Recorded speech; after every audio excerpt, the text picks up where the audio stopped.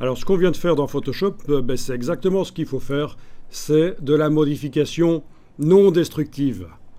Vous voyez que l'image couleur en bas n'a pas du tout été modifiée en réalité. C'est juste son aspect, son apparence en grand, là, dans Photoshop. C'est juste ça qui a été modifié. Mais les pixels couleurs sont toujours là. On n'y touche pas. C'est de la modification non destructive. Donc c'est mieux de faire ça que... Oui.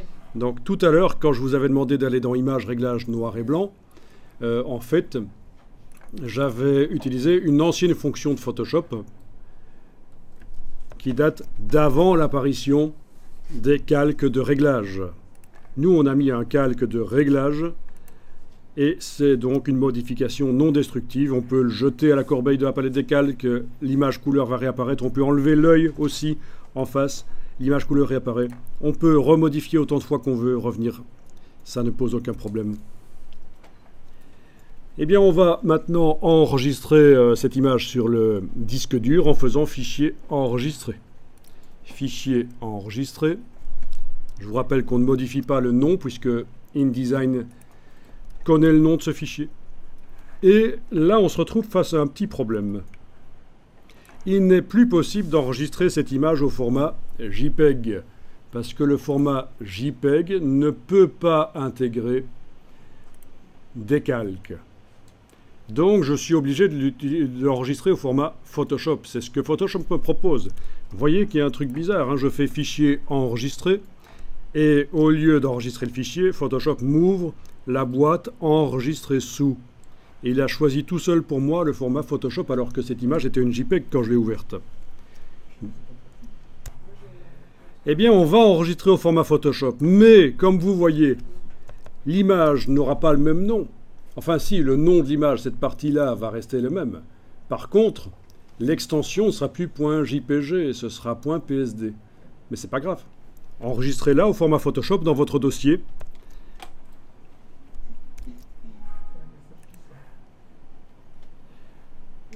Donc vous avez peut-être un message sur la compatibilité. Ça n'a aucune importance. Vous cliquez sur OK. Ça n'a rien à voir. En tout cas, voilà, on a enregistré notre image au format Photoshop. Vous pouvez la laisser ouverte dans Photoshop et vous allez maintenant dans le logiciel InDesign.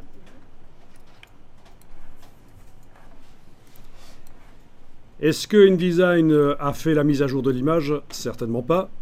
Est-ce qu'il nous dit que l'image a été modifiée sur le disque dur? Certainement pas non plus, puisque le JPEG n'a pas été modifié. Ce qu'on a fait, c'est juste enregistrer l'image sous le même nom, mais sous un format différent, qui est du PSD. Donc, ce qu'on va faire ici, c'est remplacer l'image, la version JPEG dans InDesign, on va la remplacer par la version PSD. Vous allez devoir cliquer dans InDesign ici sur l'image que vous avez modifiée. C'était celle-là, je pense. Hein. Je retourne dans Photoshop. Ah oui. OK. Cette image-là, et voilà, elle est en surbrillance dans la palette lien. Elle est sélectionnée, quoi. Dans le menu de la palette des liens, vous allez demander rééditer le lien. Donc vous allez indiquer le nouveau chemin vers l'image qui va en fait remplacer cette version-ci. Menu de la palette lien, rééditer le lien. Vous naviguez jusqu'à votre version PSD. Voilà. Et voilà. Donc c'est la version PSD qui est utilisée maintenant et c'est ce que je vous conseille de faire de toute façon dans InDesign. Utiliser des versions PSD, c'est mieux. Et on va voir quel est l'intérêt. Donc vous avez bien l'image qui est grise là, pas de problème. Vous avez l'image grise, vous avez la version PSD qui est là dans InDesign. On a remplacé une image par une autre. Un fichier par un autre.